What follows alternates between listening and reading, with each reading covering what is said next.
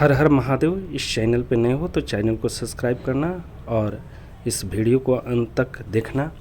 आज जो मैं मंत्र दे रहा हूँ, कोई भी पूजा जब आदमी कर लेता है तो पूजा को विसर्जन किया जाता है या तो पूर्णाहुति किया जाता है।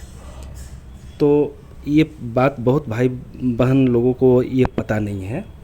पूजा आपका विसर्जन नहीं हो पाता है, उसकी वजह से पूजा पूर्ण रूप से सफलता नहीं दे पाते हैं। क्योंकि किसी भी देवी देवता के जब बुलाते हैं तो उनको मान सम्मान के साथ फिर विदाई किया जाता है, विसर्जन किया जाता है या पूर्णाहुति किया जाता है। तो आज मैं आप सभी भाई बहनों को मैं विसर्जन और पूर्णाहुति का मंत्र दे रहा हूँ। विसर्जन कहिए या तो पूर्णाहुति कहिए, और मुझे ऐसा नहीं पूरा भरोसा है कि इस मंत्र को आप याद करेंगे। और ये संस्कृत में मंत्र है, लेकिन आप लोग को ज़रूर समझ में आएगा। तो पूजा का मंत्र यही है कि ओम गच्छ त्वं भगवन् स्वस्थाने कुंडमत्या हुतमदाय देभ्य शीघ्रम देहि प्रसिद्ध में गच्छ गच्छ सुरेश्वर स्वस्थाने परमेश्वर यत्र ब्रह्मदेव देव तत्र गच्छ हुतासन यंतु देवगना सर्व पूजा मादाय मामकिम इष्ट काम समृद्धत पुनरागमनाय च। और थोड़ा सा छत लेके और देवस्थल पे छोड़ देना। इससे इस मंत्र को बोलने से जो सभी देवी देवता आपके पूजन करने के लिए आए थे, यहाँ से पूजा का विसर्जन हो जाता है। ये बड़े बड़े जग में भी विसर्जन का प्रचलन है। और आप प्रत्येक दिन पूजा करते हैं, आप अच्छे साधक हो तो ज़रूर विसर्जन करना चाहिए। अगर मान के चलिए नवरात्र है तो नवरात्र में 9 दिन साधना चलती है, तो उस समय आप विसर्जन नहीं कर सकते हैं। 10वां दिन जब आप हवन कर लेते हैं तो विसर्जन करना चाहिए। उसी प्रकार से प्रत्येक दिन पूजन कर रहे हैं, सभी देवी देवता को देववाहन किए हुए हैं, देव को सब बुलाए हैं, तो विसर्जन का भी मंत्र होता है। पुनः एक बार फिर मैं मंत्र रिपीट करता हूँ। जो भाई बहन याद करना चाहते हैं याद कर लें, या तो हम डिस्क्रिप्शन पे इस मंत्र को दे देंगे लिखकर, उससे भी आप वहाँ से ले सकते हो, या तो स्क्रीन पर भी मंत्र मैं आप सभी भाई बहनों के लिए चला दूंगा। ओम गच्छ त्वं भगवने स्वस्थाने कुंडमदय हुतमदाय देभ्य शीघ्र देहि प्रसिद्ध में गच्छ गच्छ सुरेश्वर स्वस्थाने परमेश्वर यत्र ब्रह्मदेव तत्र गच्छ हुतासन यंतु देवगना सर्व पूजा मादाय मामकिम इष्ट काम समृद्ध्यथ पुनरागमनाय च। ये मंत्र जो है आप सभी याद कर लेना। हम स्क्रीन पर भी मंत्र को चला देंगे और धीरे धीरे सभी भाई बहनों को इसी तरह से मंत्र टुकड़ा टुकड़ा करके सभी मंत्र मैं दूंगा। और ये सिद्ध मंत्र है। जो भी भाई बहन पूजा करोगे, पूजा करने के बाद थोड़ा सा हाथ में अक्षत और पुष्प लेना है, चाहे हवन कर लिया, इसके बाद हवन के बाद पूर्णाहुति करना है, तो इसी मंत्र का प्रयोग करना। मुझे आशा है कि आप सभी भाई बहनों के लिए ये बहुत ही मील का पत्थर साबित होगा। क्योंकि ये मंत्र कोई साधारण मंत्र नहीं है, वो ऐसे गुरु का मंत्र है जो 32 साल हिमालय जैसे जगह पर रहकर और मात्र छाछ पीकर और 32 साल उन्होंने हिमालय में साधना करके और इस मंत्र को उन्होंने जन जन तक पहुंचाने का काम किया है। उन्हीं के द्वारा इस मंत्र को मैं लिया था। और मंत्र लेने के बाद मंत्र को दान भी करना चाहिए, मंत्र को बताना चाहिए। बहुत सारे साधक जो हैं मंत्र को ले लेते हैं, सोचते हैं कि मैं किसी को बताऊं ही नहीं। अगर इस दुनिया में आप किसी को बताएंगे नहीं तो आप क्या सिखा पाएंगे? उस मंत्र का वैल्यू क्या हुआ? देखिए, गुरु जो होता है वो जितना विद्या बांटे उतना ही विद्या बढ़ता है।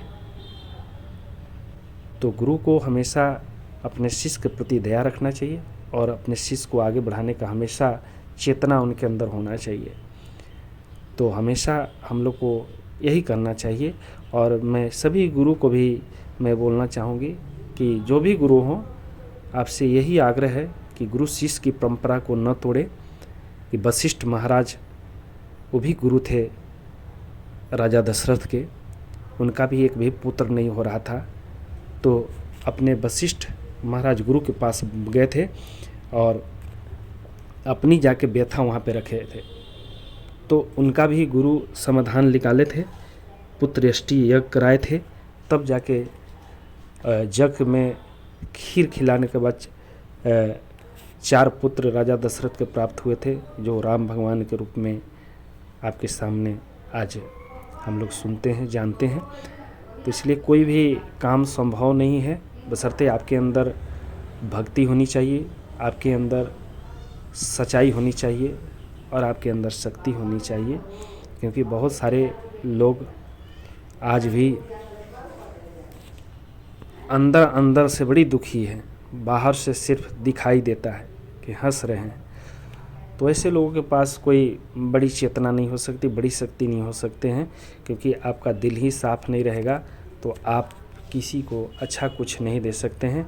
इसलिए आप सभी भाई बहनों से यही मेरा आग्रह है कि इस मंत्र को याद करना। मैं कोशिश करूँगा स्क्रीन पर भी लिख के दूँ, और स्क्रीन पर अगर यदि मैं नहीं लिख पाया तो डिस्क्रिप्शन में मैं ज़रूर डालूँगा, वहाँ से भी मंत्र आप ले सकते हो।